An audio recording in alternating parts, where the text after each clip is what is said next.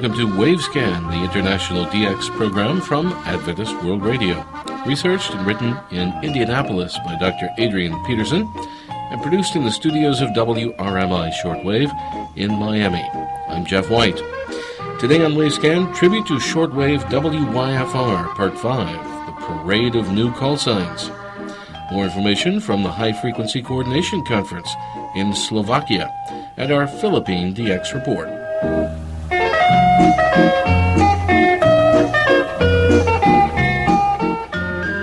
Back in the mid-1920s, when shortwave broadcasting began to emerge in the United States, the Department of Commerce issued call signs that looked like what we would call today amateur call signs, though with a mandatory X included, meaning experimental. Thus, the early forerunner to shortwave WYFR in New York City was issued the call sign 2XAL on June 1st, 1925. Then, on October 1st, 1928, the subsequent Federal Radio Commission, FRC, required that all amateur and experimental stations should insert the letter W into these call signs, and thus 2XAL, now at Coatesville, New Jersey, became W2XAL. 3 years later, when the station was moved into an existing radio-TV building in Boston, this call was adjusted to W1XAL. Interestingly, in mid-1936, magazine columnist Charles Morrison issued a call stating that the time had come for all experimental call signs in use on shortwave in the United States should be regularized. However, another 2 or 3 years went by before any significant move in this direction began to take place. In many other countries, similar procedures were taking place. For example, the call sign for the experimental government shortwave station in Australia, VK3LR at Lyndhurst in Victoria, was modified to the more familiar VLR on December 1st, 1937. We now come to the pivotal year 1939. Angry political clouds were forming over continental Europe, and the shortwave broadcasting scene in many countries around the world was changing to accommodate these events.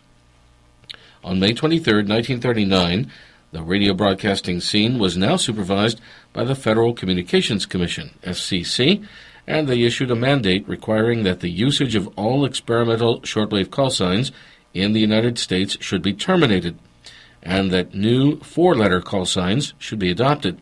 The mandatory date for the adoption of the new call signs was September 1st of that same year, 1939. Now, at this stage, the Boston shortwave station was on the air with two shortwave transmitters, both rated at 20 kilowatts.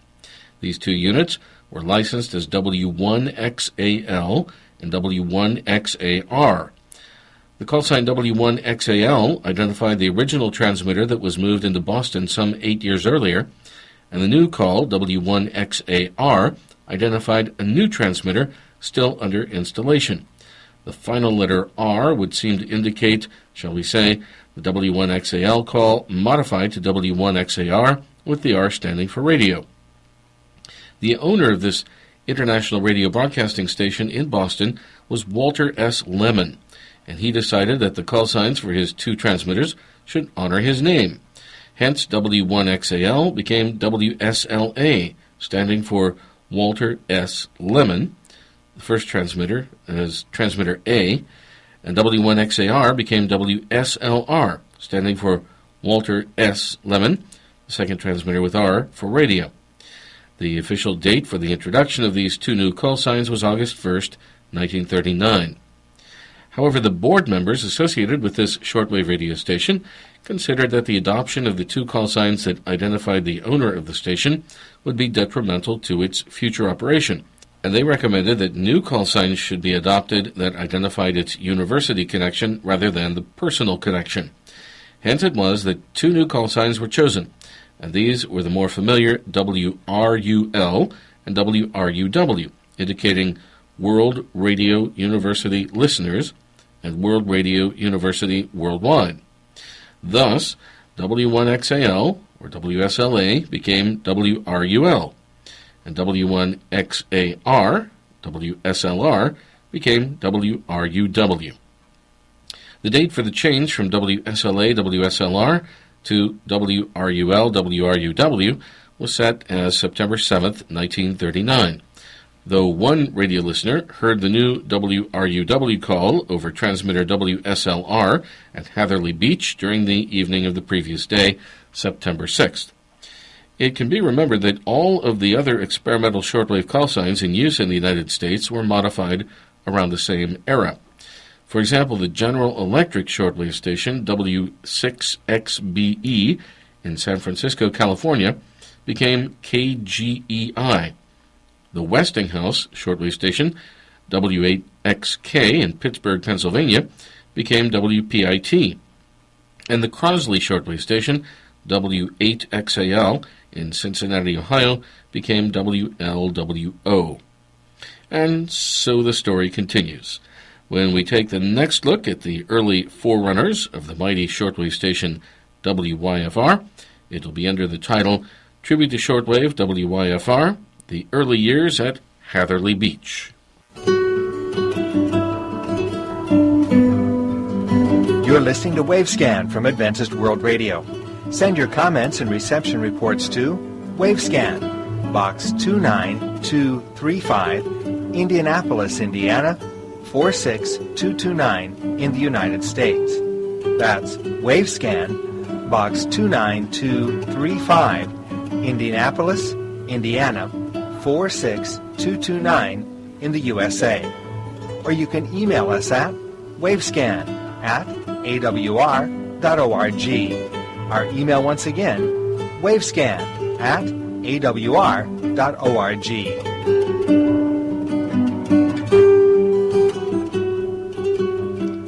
We have some DX news now from the Danish Shortwave Club International, sent to us by Anker Peterson. And this comes from Arnie Coro's DX program on Radio Havana, Cuba, via Rafael Rodriguez in Bogota, Colombia, regarding a new frequency, a new shortwave frequency for Radio Progreso, Cadena Nacional in Havana, Cuba. They are now on 4765 kilohertz. Here is news about the experimental tropical band transmissions, which began on the first day of October by Radio Progreso Cadena Nacional, which means, of course, Radio Progreso National Network, which is Cuba's second most important AM and FM. It is now also on shortwave. Radio Progreso began its tropical band broadcasts on 4765 kilohertz on the 60-meter tropical band starting at 0 hours 30 minutes UTC with the popular music show Nocturno, and the broadcast ends at 04 hours UTC with the late evening news. The tropical band transmission will provide coverage of the Cuban archipelago and the surrounding countries. Transmitter power is registered at 50 kilowatts, and the classic high departure angle antenna will be used as required for the near vertical incidence skywave transmissions.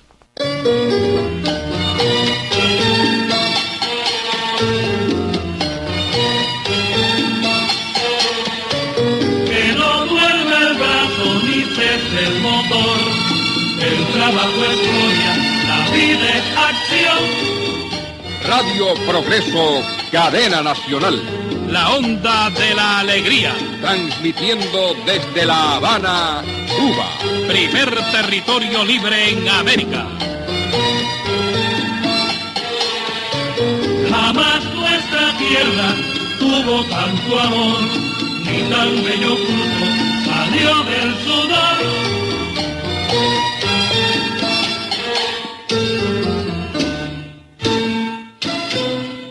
With Radio Progreso's new tropical band service, Cuba now has on the air 3 signals on that band: Radio Rebelde on 5025, Radio Havana, Cuba on 5040, and now Radio Progreso on 4765 kilohertz.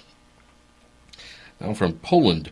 From the beginning of the winter season, October 27th, it is reported that the Polish radio will stop broadcasting on shortwave. Their current schedule via Sofia, Bulgaria to Eastern Europe is 9400 kilohertz from 1530 to 1630 UTC in Polish, 1630 to 1730 in Belarusian, and 1730 to 1800 in Russian. And on 12095 kilohertz, 1300 to 1330 in Russian, and 1330 to 1400 in Belarusian. So you better hear them quickly. as they are reportedly stopping broadcasts on shortwave for the winter season beginning on October 27th. That news from Ivo Ivanov in DX Remix News from Bulgaria.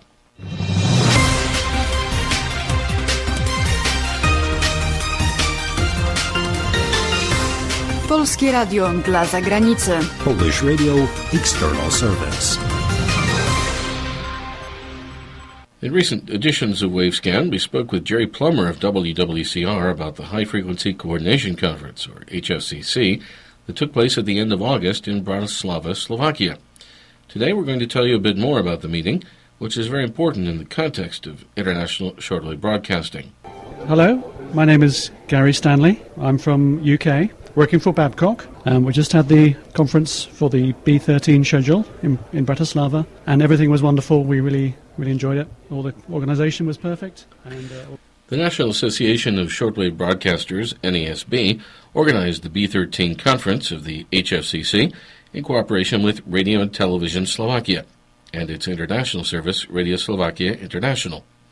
RSI stopped broadcasting on shortwave from Slovakia at the end of 2010, but WRMI in Miami has continued to relay the station's English and Spanish broadcasts to the Americas since January of 2011. And RSI would like to resume shortwave broadcasts from Slovakia in the near future if funding can be restored.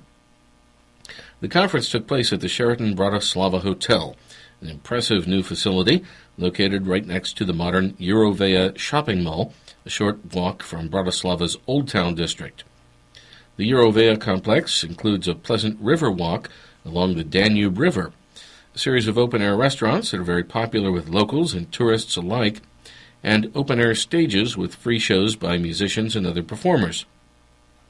At the time of the HFCC conference at the end of August, Bratislava, like much of Europe, had recently experienced devastating floods and excruciating heat. But it was just pleasantly warm by the time the HFCC conference took place. Nearly 100 shortwave frequency planners from about 48 stations and organizations from around the world took part in the conference, from Saudi Arabia to Russia, from Germany to Romania, from South Africa to Turkey, and from China to the United States.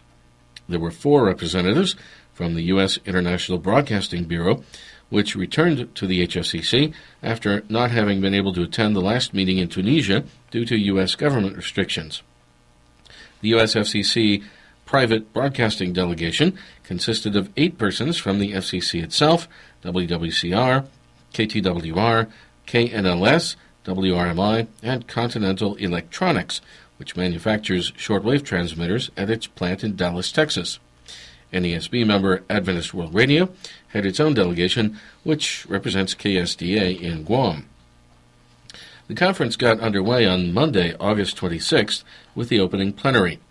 Václav Mika, General Director of Radio and Television Slovakia, welcomed the delegates from around the world to his city and country, which he said was the right place for such an event.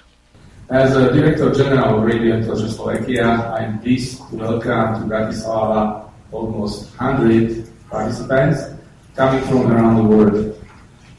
I wish you a fruitful conference. Radio Slovakia International has already been cooperating with many of you. Mr. Mika also invited everyone to a tour of the Slovak radio building on Wednesday afternoon. He noted that the famous upside-down pyramid-shaped building is one of the architectural wonders of Bratislava. In his opening remarks, HFCC Chairman Ulrich Chip said, "We strongly believe that broadcasting by means of terrestrial shortwave transmitters remains relevant for a large critical audience around the world." He said that listening live to long-distance shortwave radio even more enhances this authentic experience. Ulrich noted that non-shortwave distribution platforms based on new technologies are not available everywhere in the world, so direct radio from terrestrial transmitters remains therefore the only means for large segments of populations. In fact, 50% of our population, that is about 3 billion, live on less than $2.50 a day. Their first choice of communication devices will be either a mobile telephone or a radio, or both, and listening to a local FM or community station or an international broadcaster will be more affordable to them than a computer, TV set, or a video or other technology. Holdrege also mentioned the important humanitarian role of terrestrial radio. It is capable of reaching across the digital divide to the most disadvantaged and marginalized societies. By drawing attention to these aspects, we are trying to keep it alive. International radio has been frequently called crisis radio. All communication and information channels that are needed most when a disaster strikes are destroyed or overloaded, and the affected population suffers from an information blackout. Long-distance wireless radio remains the only source of information. That is why the HFCC, in cooperation with the Arab states and the Asia-Pacific Broadcasting Unions, are working on an international radio for disaster relief project that is based on the system of online coordination of frequencies managed by the HFCC. After the opening plenary, the frequency coordination began. All of the delegations entered their proposed schedules into the master database, and each day a series of collision lists was created by Vladislav Chip in the Secretariat office next to the main meeting room, showing potential interference problems. Stations on the same or adjacent frequencies at the same time beaming to the same target areas. Delegates then negotiated among one another to find solutions to these collisions. In some cases, a station will change a frequency or change the time of a broadcast or change an antenna in order to eliminate the potential interference. That is the most basic of the HFCC's activities. The idea is to eliminate any potential interference before the B13 frequency season begins on October 27, 2013. Each day of the conference, the number of collisions was reduced significantly, and by Friday, the vast majority of them were resolved. On the first day of the conference, André Boussaton and Céline Fernandez of Thales Electron Devices, based in France, gave a presentation about electron tubes for shortwave radio transmitters. The Thales presentation began with the intriguing question, why keep broadcasting on shortwave? Several reasons were suggested, including the continuous demand in this niche market, especially in emerging countries, the inherent benefits of broadcasting on shortwave, the largest coverage of any medium, and a low cost-to-coverage ratio, and the limited constraints of operating shortwave infrastructure. It's largely not subject to censorship. It's DRM compatible, and it's a low-cost backup to other means of transmission. Most shortwave transmitters are operated with electron tubes.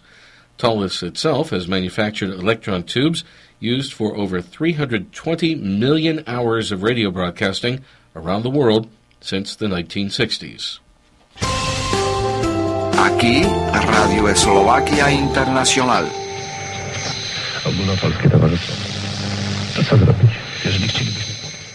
On Tuesday morning, August 27th, the HFCC conference began with some words of welcome from Maria Mikushova, Chief of Radio Slovakia International. She said, "The fact that this conference is taking place in Bratislava is a great inspiration and impulse for us. It broadens the horizons of us, journalists and professionals from the foreign broadcast of Radio Slovakia International." Mrs. Mikushova noted that RSI has received feedback from listeners in 130 countries. The core of this feedback, she said, comes from broadcasting our programs via shortwave. We left shortwave broadcasting only recently, at the beginning of the year 2011, and not fully. She noted that RSI remains on shortwave via WRMI in the Americas. Mrs. Mikushova said, "You can listen to RSI in 6 languages, which is the same number as Radio Prague, our Czech colleagues and closest partners. This says a lot about the power of tradition and our efforts and ability to preserve this kind of a broadcast at a time of such a vast choice of communication channels opening on the Internet and social networks." Mikushova said that RSI still receives good listener feedback from areas such as Russia, and the station still sends QSL cards to listeners. We consider this to be a very important form of communicating with our listeners.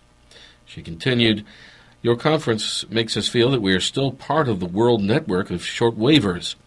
For us, this conference is a first-hand live encounter with the shortwave network and its significance for broadcasting.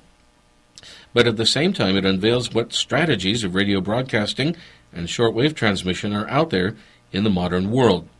After all, the outlook and future strategy of Radio and Television Slovakia is to bring RSI back to shortwave.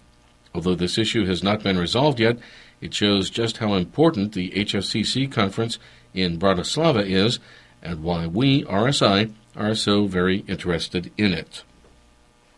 Following Mrs. Mikushova's remarks, Jochen Huber of Transradio, based in Germany and formerly known as Telefunken, and Josef Truxler of Ampagon, based in Switzerland and formerly known as Thomson Broadcast, updated conference delegates on the latest news regarding DRM, Digital Radio Mondiale. Jochen Huber is CEO of Transradio and vice chairman of the DRM consortium. He noted the coverage efficiency of DRM transmissions compared to standard AM broadcasts. For the same coverage, he said, up to 60% of the power can be saved running an amplitude-modulated transmitter in DRM mode. Josef Truxler, CEO of Ampagon in Turgi, Switzerland, gave an overview of his company, which was known as Thomson Broadcast, until November of 2012. The company has a long heritage, which began in 1892 as Brown Boveri and later became ABB, Thomson CSF, Tomcast, Thales Broadcast and Multimedia, Thomson Broadcast and Multimedia, and Thomson Broadcast. Ampagon manufactures transmitters, antennas, and a wide variety of auxiliary equipment for shortwave, medium wave, and long wave. The company makes shortwave transmitters from 100 to 500 kilowatts.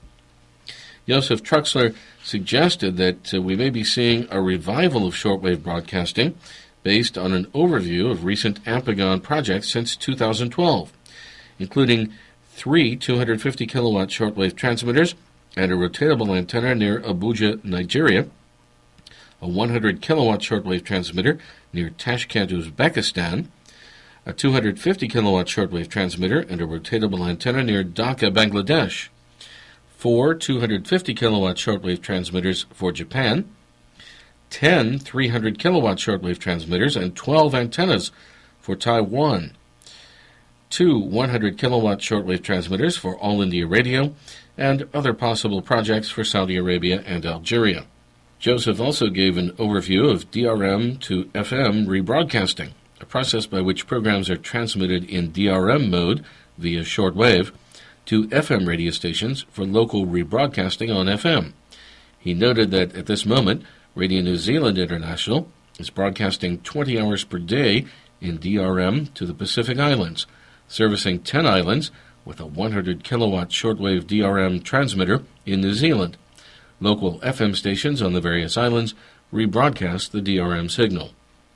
You're listening to Wavescan from Adventist World Radio. Now to Henry Obadhai in the Philippines with his monthly DX report.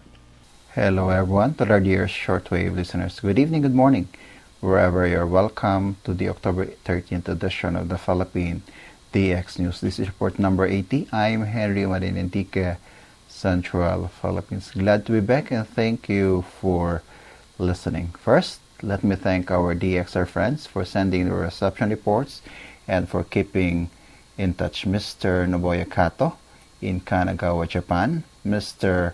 Hiroyuki Akiba in Miyagi, Japan, Mr. Jonathan Short in Changsou, China, Mr. Andreas Bohn in Kosug, Germany, and Mr. Harving Haynes in Kappenberg, Austria. Thank you very much.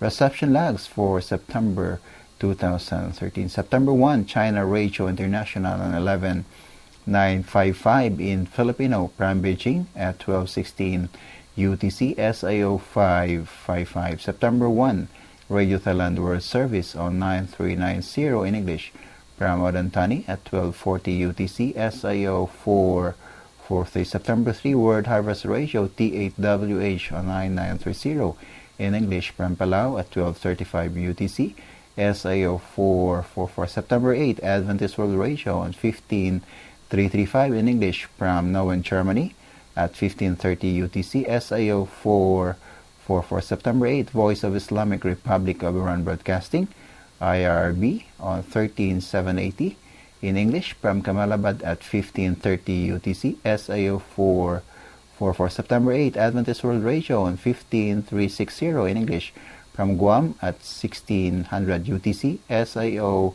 555. September 8, Radio Veritas Asia on 15335 from Palawig in Filipino at 2300 UTC, SIO 333. September 9, Radio Japan at 11705 in English from Yamata at 1400 UTC, SIO 454. September 9, Adventist World Radio on 15320 in English from Guam at 2241 UTC, SIO 444. September 12, Radio Taiwan on 7445 in English at 1110 UTC, SIO 433. September 23, All India Radio on 9690 in English from Bangalore at 1430 UTC, SIO 333. And September 24, Radio Taiwan International on 15320 in English from Tainan at 0215 UTC, SIO 333. We have a special QSL card just for you. For your reception report, please send one IRC International Reply Coupon or $2. Return postage will be greatly appreciated. And friends, if you want to get the transcript of today's Pilipinas DX News and see our QSL card series, please visit http://filipinasdx.wordpress.com. That's http://filipinasdx.wordpress.com. Follow us also on Facebook, www.facebook.com/FilipinasDX. Or you may want to send us your comments, suggestions, reception logs, and informations to filipinasdx@yahoo.com. That's PILIPINASDX for filipinasdx@yahoo.com. This has been Henry Umaday for Wavescan in Antique, Central Philippines, saying mabuhay at maraming salamat po.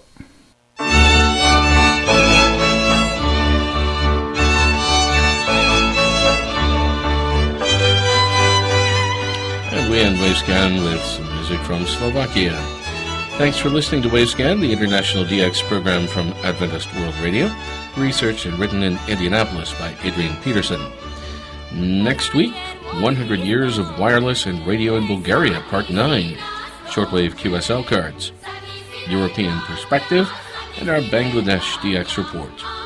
A reminder that we have 2 QSL cards available for reception reports on this program, one from AWR, another from WRMI. You can send your reports to Wavescan, Box 29235, Indianapolis, Indiana, 46229, USA. That's Wavescan, Box 29235, Indianapolis, Indiana, 46229, USA. You can email us at wavescan@awr.org. That's wavescan@awr.org. I'm Jeff White at WRMI in Miami. Till next week, good listening, everyone.